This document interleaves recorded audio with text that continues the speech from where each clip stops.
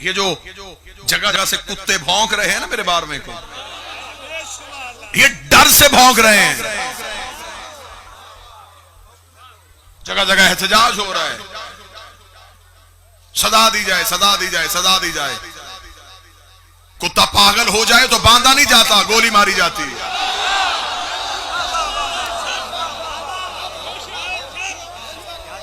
ये जो भौंक रहे हैं ये गुस्से में नहीं, ये डर से भौंक रहे हैं। यही डर इन्हें अंदर से खा गया कि हमारा था, इनका है। हमें इंतजार है, हमें इंतजार है, हमें इंतजार है। आने दो मेरे बार में को, हिसाब सिर्फ जिंदों से नहीं होना।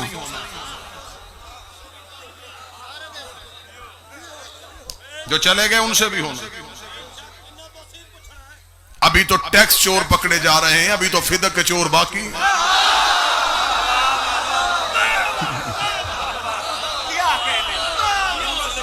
अभी तो जमीनों का हिसाब हो रहा है। फ्लैट कहां से आए, पैसा कहां से आया। अभी तो 12वां आएगा और अदल की कुर्सी पे बैठ के कब्र से निकाल के पूछेगा, अब बता फतक कहां से आया था।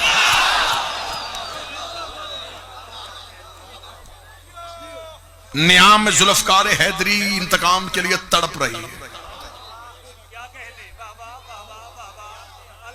बादशाह इतनी जिंदगी दे, हम तेरे दुश्मन का इंतकाम भी अपनी आंखों से देखें। हम मालिक के दुश्मन का हशर भी अपनी आंखों से देखें। मरियम छोटी बतूल, ज़हरा बड़ी बतूल। अगली सदर कहूंगा बड़ा ही ज़हीन मजमा, बड़ा जरखेज मजमा। अगली सदर कहना मरियम छोटी क्यों, ज़हरा बड़ी क्यों। मरियम का एक बेटा मासूम है,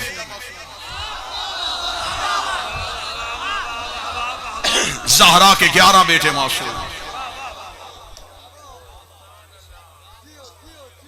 मरियम की मां हनाना खातून मन्नत मानी थी, अल्लाह बेटा दे, उसके घर की मजावरी के लिए वक्फ। अल्लाह ने बेटा ना दिया, बेटी का बेटी हुई। मरियम की मां ने कहा मेरे मालिक मेरी मन्नत थी, बेटा होगा तो मजावरी करवाऊंगा। बेटी हो गई, अब क्या करूं। फरमाया अहद को पूरा कर, वादे को पूरा कर। मेरे मालिक कैसे करूं, ये बेटी है, मैंने छोड़ के आना था बेटा तेरे घर में। माएं बहनें बेटियां पर्दादार तशरीफ फरमाए, बात खोल के नहीं की जा सकती। मरियम की मां ने कहा मेरे मालिक ये बेटी है, ये हमेशा तेरे घर में नहीं रह सकती। खुदा ने कहा मुतमिन होकर छोड़ के, अब बतूल है। शाबाश, जिसने इशारा समझा मैं दादे। इशारा समझने वाली कौम इस कौम से बेहतर अल्लाह ने पैदा ही नहीं किया। छोड़ा, बतूल है, हर किस्म की आलाइश से पाको पकीजा मुनज़्ज़ा मुबर्रा करके भेजा है मैंने। छोड़ के मेरे मालिक निगहदाश्त कौन करेगा।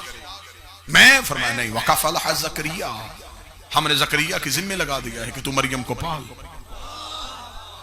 ज़करिया कौन है, उस दौर का नबी।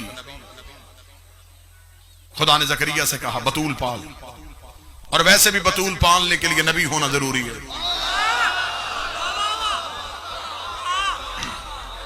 घर में बतूल हो, निगरान का रसूल होना जरूरी है।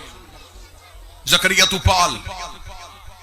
जनाब ज़करिया ने मरियम को लिया और अल्लाह के घर में गए। वहां अल्लाह के घर में छोड़ के दरवाजा बंद किया, ताला लगाया, चाबी में रखी। तबलीग दीन की खातिर चले गए। तबलीग करते करते जहन में आया, और जिसे अल्लाह के घर में छोड़ के आया उसे भूख लगी हो।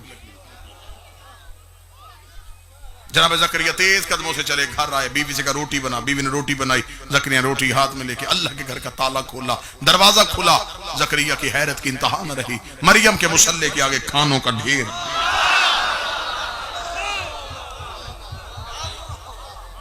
बतूलों में फर्क समझाने लगा। खाने, बेमौसम फल, जन्नत के मशरूबात। ज़करिया ने खाना देखा, हैरत के साथ जो हाथ में घर से रोटी लेके आया। मरियम ये खाने कहां से आए। बाहर ताला था, चाबी मेरे पास थी। कौन आया था। मरियम ने मुसल्ले पे बैठे हुए आसमान की तरफ उसने भेजा। कहां से, जन्नत से। मजमा डिवाइड नहीं करते, जितना मजमा बैठा है सारे ही मतवज्जे हैं। यहीं पे अगली सत्र पे आपकी दाद आ जाएगी। छोटी बतूल और बड़ी बतूल का फर्क समझ में आ गया। जो जन्नत से रोटी मंगवाए उसे मरियम कहते हैं, जो जन्नत रोटी पहुंचाए उसे ज़हरा कहते हैं। शाबाश हुसैन की मां इन हाथों को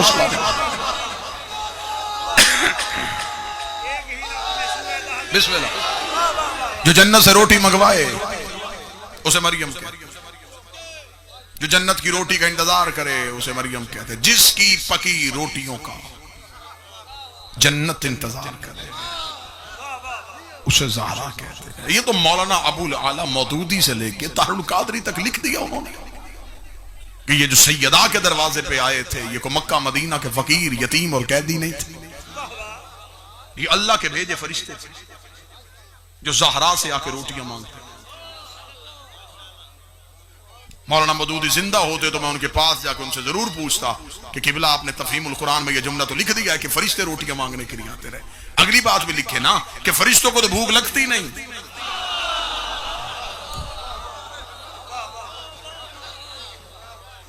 फरिश्ते तो सिर्फ इबादत करते, इबादत छोड़ के ज़हरा के दरवाजे पे। अब सतर कहूंगा तो फिर ताईद का हक अदा होना चाहिए। फरिश्तों ने अल्लाह की इबादत छोड़ के ज़हरा के दरवाजे पे मांग के दुनिया को बताया है। इसके दरवाजे पे मांगना बिद्दत नहीं, फरिश्तों की सुन्नत।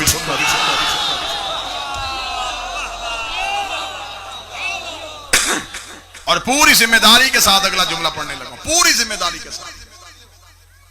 ये जो सैयदा के दरवाजे पे रोटियां मांगने आते रहे ये मन्नत के रोजे थे, वाजिब रोजे नहीं थे, रमजान के रोजे नहीं थे, मन्नत के रोजे थे। नबी ने रखवाए थे, रखा नहीं था।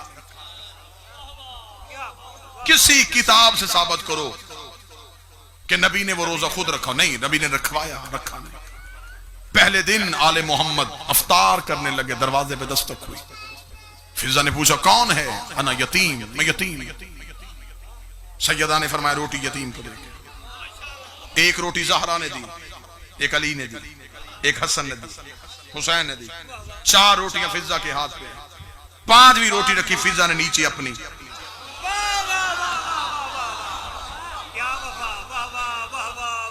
5 रोटियां लेके फिजा ने दरवाजा खोला, यतीम की शक्ल नहीं देखी,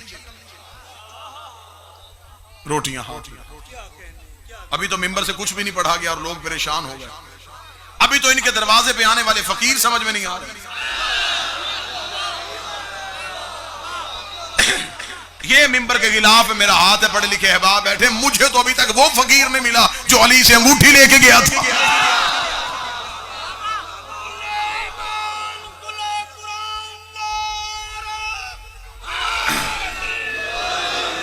वो जिसने अमीर अल मोमिनीन से आके अंगूठी ली, वो कौन सा फकीर? मेरे जहन में तो अभी तक कई सवाल वो रुके हुए। ये कौन सा फकीर था जिसकी आवाज अली ने नमाज में सुन ली? जबकि अली कहते हैं कि मेरी नमाज तौहीद से गुफ्तगू का नाम। जब अल्लाह और अली गुफ्तगू कर रहे थे तो दरमियान में फकीर की आवाज अली को कैसे आई?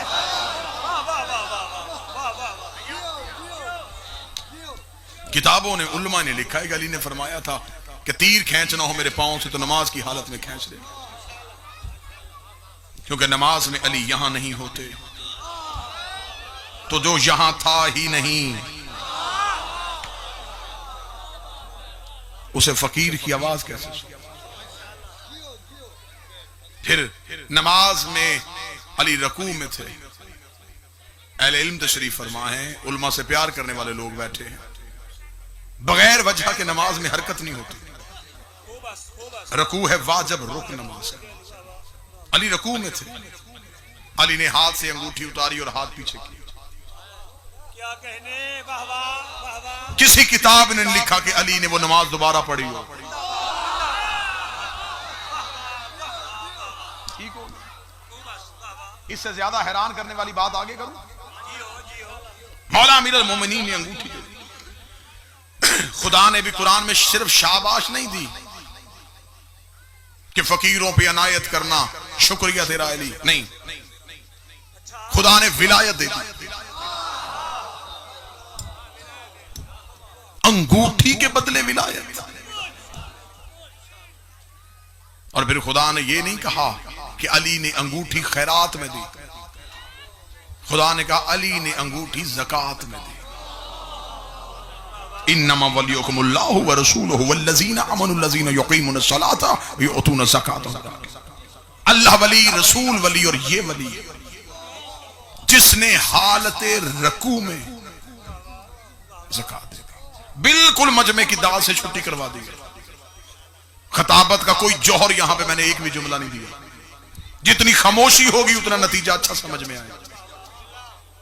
जानबूझ के मजमा खामोश करवा रहा हूं ताकि नतीजा समझ में आए। अमीर अल मोमिनीन ने अंगूठी दी है और अल्लाह कहता है ज़कात में दी। उलमा के पास जाके इस नौकर के सवाल का जवाब जरूर पूछना। सदका खैरात अपनी मर्जी से हो जाता है, ज़कात अपनी मर्जी से नहीं दी जाती। मेरा जी चाहे मैं फकीर को 5 रुपए दूं, मेरा जी चाहे मैं 5 लाख दे दूं, ये सदका है, ये खैरात है। ज़कात में मेरी मर्जी नहीं कि मेरा जी चाहता है मैं इतनी दूं, वहां जी नहीं चाहता, वहां शरीयत का निसाब है। ऊंटों पे अलहदा है, भेड़ बकरियों पे अलहदा है, गंदम चावल की अलहदा है, सोने की अलहदा है, करेंसी की ज़कात अलहदा है। ज़कात का निसाब ऐसा ही है। किसी इंसान ने हिसाब करवाया, उसकी ज़कात बने 500 रुपया, अब वो 501 भी नहीं दे सकता, 499 भी नहीं दे सकता। क्यों? इस वजह से कि ज़कात इतनी बनी। ज्यादा देगा तो वो ज़कात नहीं। 500 तक ज़कात है, 1 रुपया ज़कात में नहीं गिना जाएगा। कम देगा तो ज़कात फिर भी नहीं। बात समझिएगा। और ज़कात का जनरल फार्मूला क्या है? जायदाद का 2.5%। अली ने अंगूठी दी ज़कात में। बात अभी समझ में आ जाती है कि अली की जायदाद कितनी थी। उस दौर में तो कंप्यूटर नहीं होते थे, उस दौर में तो कैलकुलेटर नहीं होते थे। अब तो हर बंदे के मोबाइल में कैलकुलेटर है, बिलियन मिलियन ट्रिलियन तक हिसाब हो सकता है, तो अभी हिसाब कर लेते हैं। अली ने दी अंगूठी, खुदा कहता गई ज़कात में। अंगूठी की मालियत से पता चलेगा कि अली का रकबा कितना था।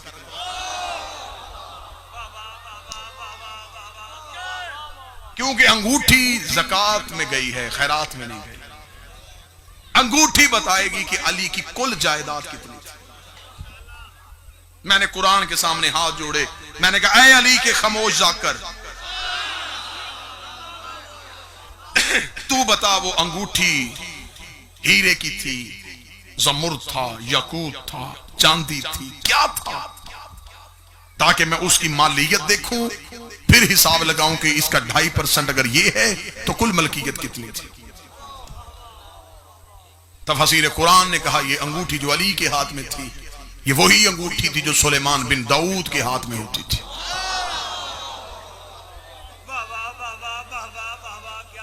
बात की तह तक पहुंचने के लिए थोड़ा बात के पीछे तो चलना पड़ेगा। मैंने कहा सुलेमान बिन दाऊद के हाथ में थी, तो बताओ सुलेमान बिन दाऊद की अंगूठी की कीमत कितनी थी। कुरान ने कहा मैं तुझे सुलेमान बिन दाऊद की अंगूठी की कीमत बताऊं। ये अंगूठी पहनता था, हुकूमत शुरू हो जाती थी, ये अंगूठी उतारता था, हुकूमत खत्म हो जाती थी। मैंने कहा कुरान बताओ सुलेमान शहर का नबी था, कबीले का नबी था, जिले का नबी था, सुलेमान की मुमलकत का रकबा कितना था। कुरान कहता ये जिन्नों को चलने का हुक्म देता था, हवाएं इसके ताबे थी, परिंदों की बोलियां जानता था, तख्त इसका हवा में उड़ता था, परिंदे से गुफ्तगू करते थे, ये जमीन पे फिरती हुई चूंटी की आवाज को भी सुन लेता था। ये सब की सब हुकूमत इसकी अंगूठी में बंद थी। ये अंगूठी उतारता था, न जिन्नात इसकी बात मानते थे, न हवाएं इसकी ताबे होती थी, न ये फरिश्तों को चलने का हुक्म देता था। ये पूरी हुकूमत इसकी अंगूठी में बंद थी। अंगूठी आ गई अली के हाथ में, अली ने दे दी ज़कात में, और सुलेमान की पूरी हुकूमत जो ज़कात